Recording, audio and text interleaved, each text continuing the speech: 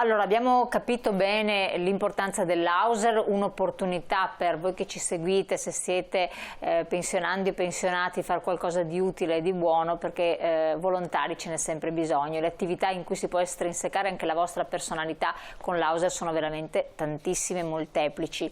Messaggio: è vergognoso vedere come si specula sui malesseri e disagi delle persone fragili come i ludopatici.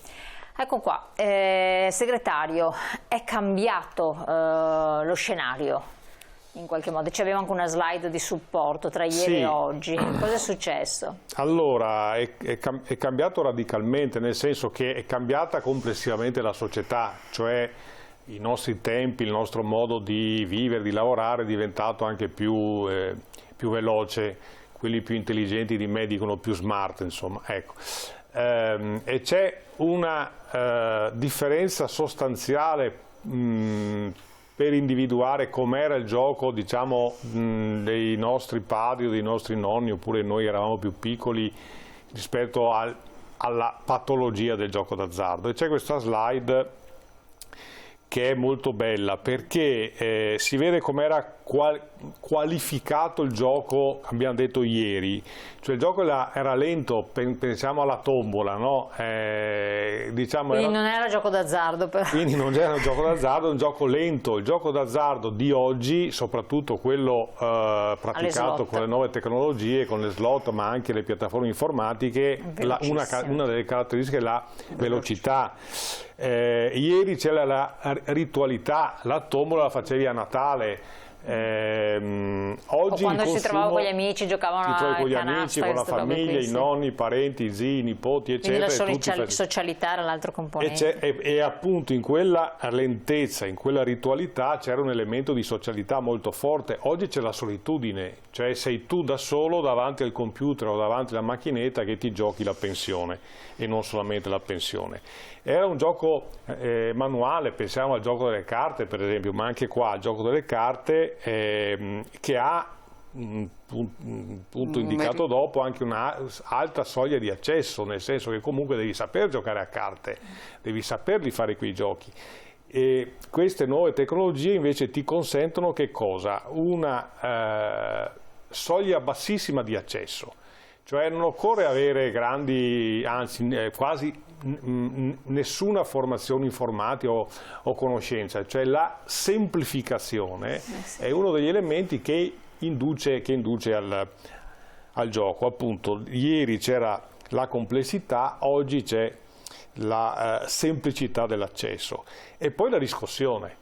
Tu vincevi al Totocalcio e chissà quando ti arrivavano i soldi, dovevi fare una serie di operazioni, eccetera, oppure il lotto o il Superenalotto, per dire. Con le nuove tecnologie la riscossione è spesso immediata. Cioè, quindi c'è una semplicità di accesso, non servono conoscenze particolari e il riscontro immediato. Quindi diciamo è uno strumento fortemente attrattivo. E accompagnato con quegli elementi che dicevamo prima, insomma, cioè con l'idea di solitudine, con questa preoccupazione per la povertà, che in alcuni casi c'è, in alcuni casi anche una possibile previsione, si prevede di poter diventare poveri. Questi elementi connessi appunto alla semplicità di accesso a questo mondo spinge perché le persone poi finiscano per essere inglobate in un meccanismo dal quale uscirne è complicato. Però, lo ripetiamo con grandissima forza, qui siamo in presenza di patologie.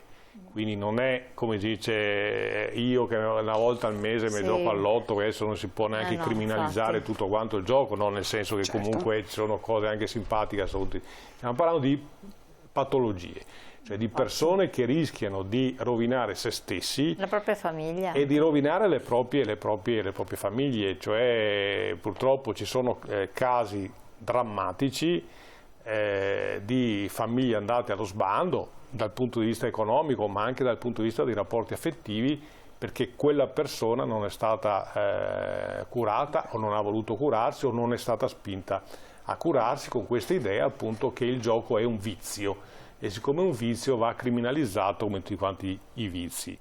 No, il gioco d'azzardo patologico è una malattia e quindi va affrontato come tale. Presidente, voi come intervenite da questo punto di vista? Che tipo di supporto? Quindi magari chi ci ascolta, se sa che c'ha un genitore, una nonna, un parente, un conoscente che ha questo problema, che tipo di aiuto congiuntamente all'attività dello SPI? Poi sappiamo che ci sono i SERT, per carità. Certo, certo.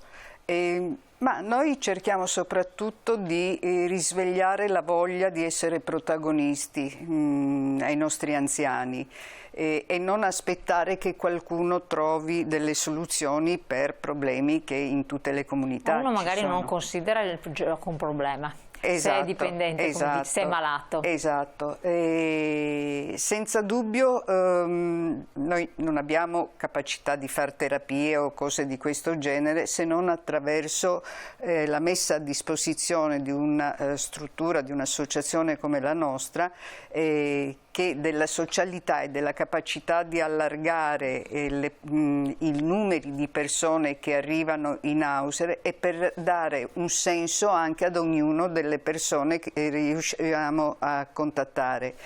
E non abbiamo ovviamente numeri di quanti una volta erano dipendenti dal gioco d'azzardo, altre volte no. È comunque un tema diffuso dappertutto, perché c'è sempre tantissima solitudine, ed è uno degli elementi pesanti che incide su scelte di questo tipo, e l'altro elemento che si ripete è la speranza contemporaneamente che sia la volta buona per vincere oppure per qualcos'altro. Però anche quando è la volta buona per vincere non si riesce a smettere, perché quello discorso esatto, dice beh, non lo faccio più, esatto, no? Continua esatto. a farlo. E questo è ancora a sottolineare la potenza che ha di penetrazione il dramma della solitudine. Quindi far parte di un'associazione di volontariato, noi parliamo ovviamente della nostra Auser, ma tutte le associazioni sono delle cose sacrosante che si occupano di temi particolari, ma l'importante è farlo insieme, perché il problema più grosso è proprio la solitudine. Nel momento in cui inizi a fare il volontario, ti impegni a fare dei turni per accompagnare persone negli ospedali, per mille cose, insomma, con tutto quello che abbiamo nel ventaglio delle opportunità, torni a divertirti perché non ti senti più una persona marginale rispetto alla comunità, ma diventi protagonista perché fai una certa attività in un circolo, ti occupi del trasporto per un altro pezzo, insomma ci sono varie opportunità per cui c'è una possibilità di risposta, di coinvolgimento attivo anche delle persone che non lo crederebbero perché non ci conoscono.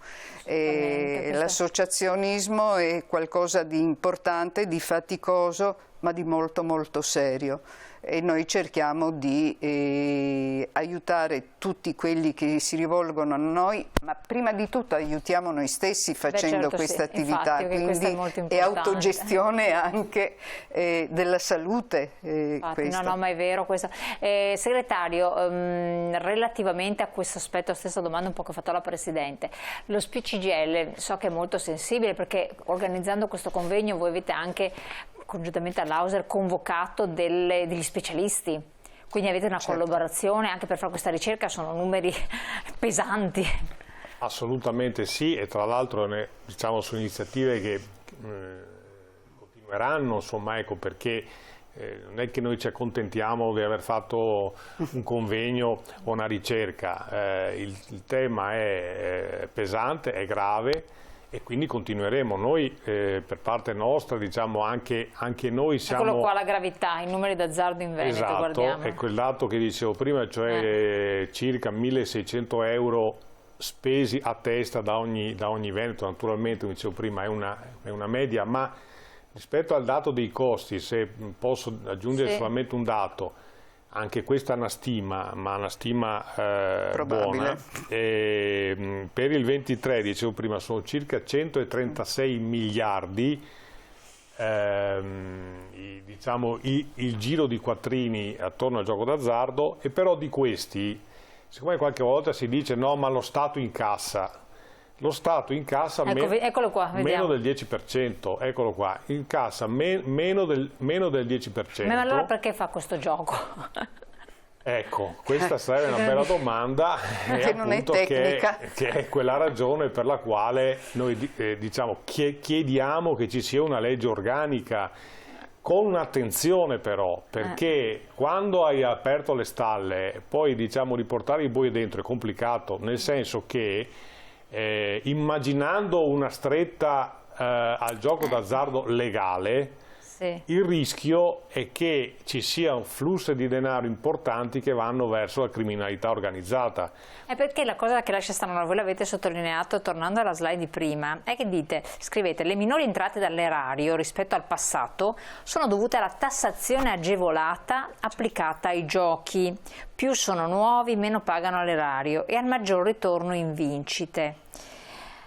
C'è qualcosa che non torna, perché se è una tassazione minore è un'agevolazione sostanzialmente, quindi c'è una terza entità che in qualche modo ci guadagna. Penso anch'io che sia così. A spanne. Esatto. È chiaro, quando parliamo di questi giri di affari, stiamo parlando di decine di miliardi. Insomma, gli interessi sono importanti, l'azione di lobby sono, tra l'altro in molti casi, pensiamo a slot machine eccetera, sono multinazionali che si muovono, cioè non è il baretto sotto casa che ha la macchinetta, stiamo parlando di industria su questa roba qua, appunto di sistemi, quindi credo sia state fatte delle pressioni anche perché ci sia una condizione di questo genere, ma ripeto, un danno sociale pesantissimo, un danno economico per le persone pesantissimo e un ricavo dello Stato assolutamente irrisorio.